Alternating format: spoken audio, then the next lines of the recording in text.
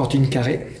Alors, c'est un de mes livres préférés parce que je l'avais lu adolescent et on a toujours une tendresse pour les livres qu'on lit adolescent. Et Fortune Carrée, c'est un livre qui a failli coûter la vie de Joseph Kessel parce qu'il l'a fini en écrivant pendant une semaine avec que du café et des cigarettes. Et qu'il a laissé complètement épuisé. Et ça raconte une histoire folle au Yémen où les personnages sont à peine travestis et c'est quasiment autobiographique, mais un roman d'une aventure folle où Joseph Kessel est avec son ami Henri de Montfred et ils accueillent un Russe qui vient de voler de l'or russe et le plus beau cheval du sultan du Yémen.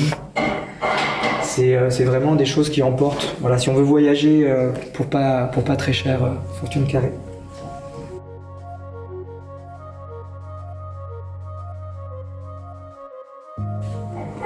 Joseph Incardona, La soustraction des possibles. Donc là, on est dans un polar avec des gentils losers. Il y a un gigolo, il y a une femme fatale, il y a des escroqueries, du blanchiment d'argent. Et tout ça mené avec un rythme truculent et un tragique qui est jamais très loin de la comédie. Et je trouve que le mélange des genres fonctionne très bien quand on manie un style léger et enlevé.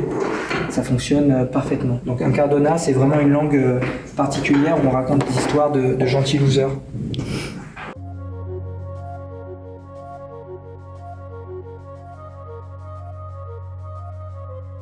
Alors, on est sur un auteur français, Jean Echenoz. C'est un des plus grands stylistes français.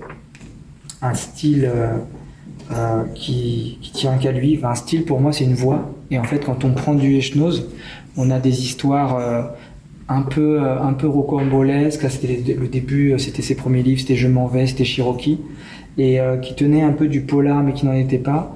Et avec une langue incomparable. Et il s'est lancé dans une trilogie de biographies où il a pris Émile Zatopek et on sentait la langue qui courait avec ce champion. Il a ensuite fait Nikola Tesla.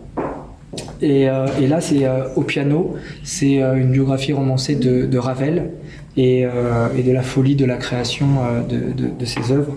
Et ce qui est hyper intéressant avec ce genre d'ouvrage, c'est des livres accessibles à tous. Ceux qui viennent rechercher de la langue la trouvent, ceux qui cherchent de la musique, ils la trouvent, et juste ceux qui veulent lire un bon roman, ils le trouvent aussi.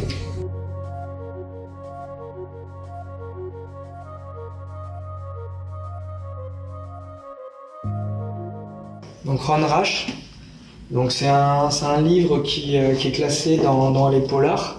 Mais on pourrait très bien le mettre en littérature blanche. Moi, j'aime pas trop classer les livres. Oui, il y a un policier. Alors, pas dans ce livre-là, non. C'est plutôt une chronique historique. Mais habituellement, Ron Rash a un policier qui s'appelle Les. C'est un shérif. Et il règle les problèmes en discutant avec des gens qui sont du village, qui connaissaient depuis l'école, mais qui ont tous des histoires de cousins, de grands-parents. Ça se passe souvent dans les Appalaches, donc le Kentucky. Et là, Serena, on est plutôt sur un roman historique avec dans une scierie, je crois que ça fait 40 000 hectares la propriété, et on est avec Serena qui est une femme très très forte et qui montre que les femmes de cette époque, des pionniers américains, pouvaient vraiment prendre le pouvoir. Et ça laisse vraiment des bons souvenirs. En fait, Ron Rash, c'est quelqu'un qui a une plume très féminine et une grande sensibilité pour l'évocation des personnages. Ils sont réellement vivants, et une énorme évocation sur la nature. Il est poète aussi, donc il arrive à le transmettre dans ses romans. C'est pour ça que de le classer en polar, je trouve que c'est assez de le mettre en littérature de genre. Voilà. Il n'y a aucun livre qui mérite d'être classé. C'est un très bon roman.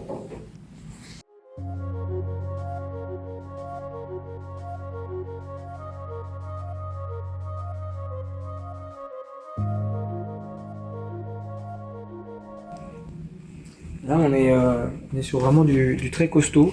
C'est une BD qui est vraiment très très belle.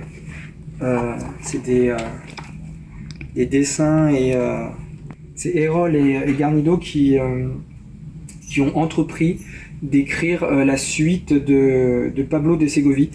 Ça, moi, j'ai trouvé par hasard dans ma médiathèque. Et moi, j'avais déjà lu le roman picaresque. Je suis assez friand des romans du XVIIe. Et les romans picaresques espagnols, pour moi, c'est vraiment l'âme du roman. C'est-à-dire, c'est truculent, il y a plein de personnages, et ça cavale, il y a du panache. Et ils ont réussi à imaginer une suite des aventures de Pablo de Ségovie, qui est un menteur, qui est un lâche, qui est tout ce que vous voulez, mais qui a une vie folle, parce qu'il tombe toujours dans les mauvais coups. Donc ça, je vous invite à le lire pour les petits et les grands. Bon, après, je vais pas faire la rotade de l'attaque des titans, mais qui est très bien fait.